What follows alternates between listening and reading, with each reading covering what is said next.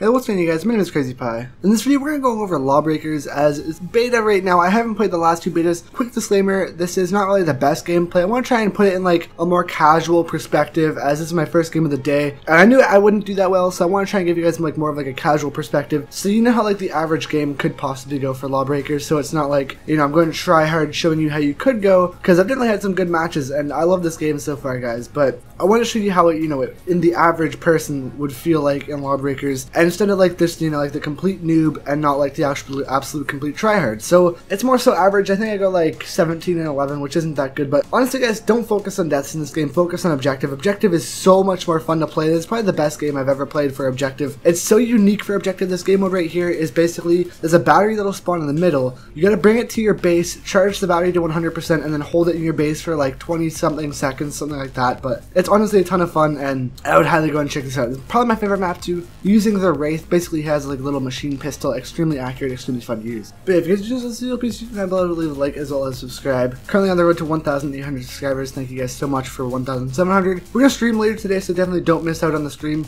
But guys, let's get straight into the video. LawBreakers isn't out yet. This is really only just like a beta review. This is basically just my opinion on what I feel like the beta, you know, basically what I think is good, what I think is bad, and what I think they should change, because there definitely is a few things that they could easily change for the game, which I'll get into some of those later. But honestly, in all opinion, like all joking aside, this game is absolutely insane. I love LawBreakers. If you don't like fast-paced games, this game is definitely not for you. This game is definitely very, very fast-paced, which is personally why I like it a lot. I love games that are just fast-paced and fun, because the more the faster it is, I should say, the more fun it is, because, you know, the faster the better, because, in my opinion at least, because then you're just rushing a lot. Rushing is generally probably my favorite thing to do in games, and if you're rushing hard and you're just having a good time, split-second decisions is a very, very, very good thing that you're going to have to learn to do in LawBreakers a lot. It's definitely very, very fun, and I love this game so much for those split-second decisions. And if you're a fan of split-second decisions and fast-paced games like I am, then I have a feeling you're going to really like LawBreakers. A lot of people are going to compare this game to Overwatch. I wouldn't necessarily compare it too much to Overwatch. The only thing that you really could compare to Overwatch is the hero types. There's basically, you know, like a hero type of game, but most games have this nowadays. You know, like Paladins has it, Overwatch has it, and just many other games where it's just tons of new characters that you can choose. Different characters have different abilities that you can use. Basically, there's a Law side of the game and then there's a Breakers side of the game. The Law,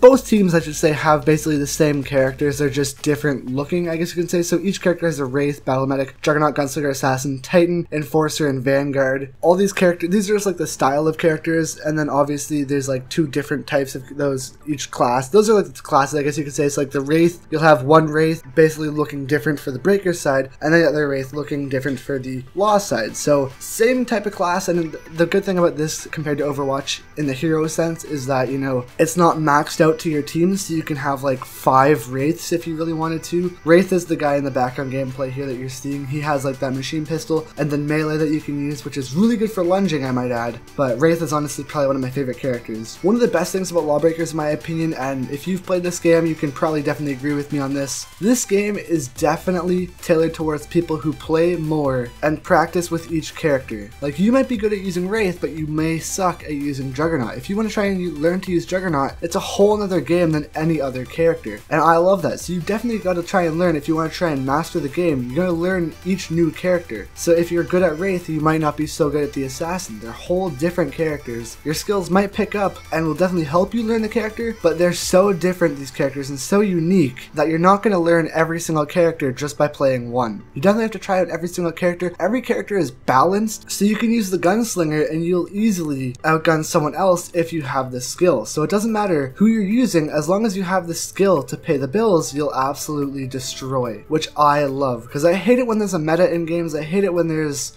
people like, you know, I'm going to relate it not to Titanfall too much here, but, you know, every game has a meta. Definitely I can see it in Titanfall a lot. The Alternator has a huge meta. Tons of people use the Alternator a lot in the game because it's definitely one of the very strong guns, and, you know, why wouldn't people use it? Because it's so strong, right? Like, this game, everything is balanced, so there's really nothing that is way too overpowered and too meta, so I love that. You can use whatever character you want, you can master any character you want, and it's just so much fun because every character is balanced, and there's really no meta as of right now. You're probably wondering what the the main difference Lawbreaker has from any other FPS style of hero game, arcade style of hero game I should say, is that in the middle, or in certain sections of the map I should say, there are actually places that have zero gravity. There's these little balls that'll indicate it. I don't know if you can see it in this gameplay, you probably can, but there's little balls that indicate it, and there's like this little, you know, when you're about to enter the zero gravity place, you can see like this little like kind of like clear cloud wall or whatever that you can walk into. Basically that'll signify that it is zero gravity, and there's like a certain ball on like the map, or balls of gravity that you can see that'll basically signify that it is zero gravity, which is definitely very cool. It makes for uneven playing fields, and that's when your aim will definitely have to take place, because you know, like I said, you might suck with Assassin, but you might be very good at playing Wraith, and you're gonna have to learn a whole nother game if you want to learn Assassin, which is definitely very fun, because in the zero gravity section, it's definitely all up to skill. You know, you might have bad aim when you're on the non-zero, when you're on the gravity parts of the map, because you're on even playing field, you're all on like basically like the same ground. It just depends on who's jumping and who's not. But when you're in zero gravity, that can all change, because then you and the other players are higher up than each other, and it all depends on who is higher. Technically not, it doesn't really depend on who's higher, it just depends on who's more accurate. But some characters you're gonna want to try and get higher than the enemy, because you know, with the Titan, he has kind of more of like a rocket launcher, and it's definitely way harder to shoot up with a rocket launcher than it is down. At least in my opinion it is. But with someone like Wraith with his machine pistol, it's definitely very easy to shoot up. To go back to this, with the Titan, once again, you're gonna have to learn a whole nother game, which is one of the things that Lawbreakers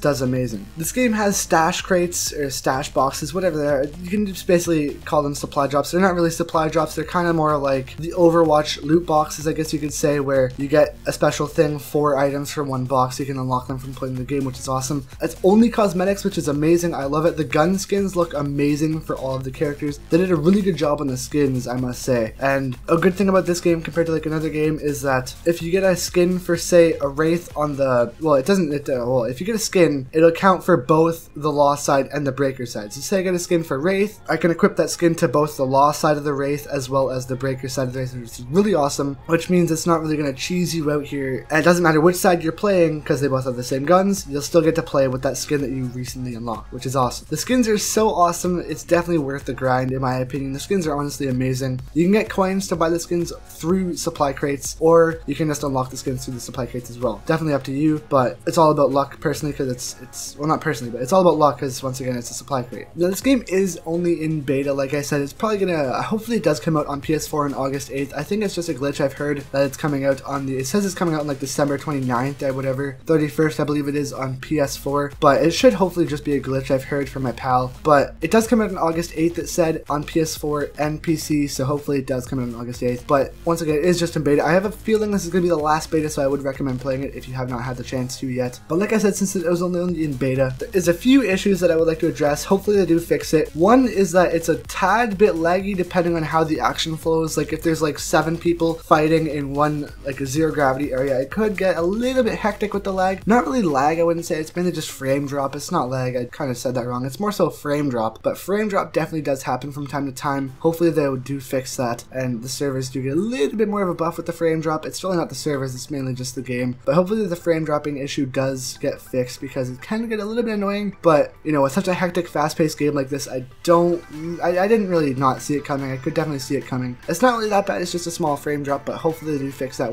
when the game does come out. As well as another issue that I did tweet about on my Twitter is the issue where you can't open up supply crates when you are in a lobby. Like the pre-game lobby waiting for the game to come out, it seems like a definitely very good place to open up supply crates, but you can't. You have to get out of the lobby, which means you can't take your friends back with you, which means once you're done opening your supply crate, all your friends have to leave the lobby too, and you have to re-invite each other, which is definitely very annoying. And when I'm playing a video game, I don't want there to be too much of a hassle. I just want to have fun and play the game, but you know, it can get very annoying having to re-invite people. Like say you have like a full party and you all leave to go open up supply crates, you're all gonna have to invite each other back again, which is definitely very annoying. But hopefully they do fix it. I did tweet at them, hopefully they do see it and fix it. It's very annoying. Hopefully they do fix it though. I can't stand it. Other than that though, it is definitely a very good game. Please feel free down below to comment if you've tried it, and if you are picking it up, feel free to comment down how you feel about the game. I love this game personally. I'll definitely be streaming it later tonight, so definitely tune in for that. I'm gonna try to make a really long live stream tonight. I'm gonna try and go for hopefully like over 2 hours. I wouldn't necessarily call that too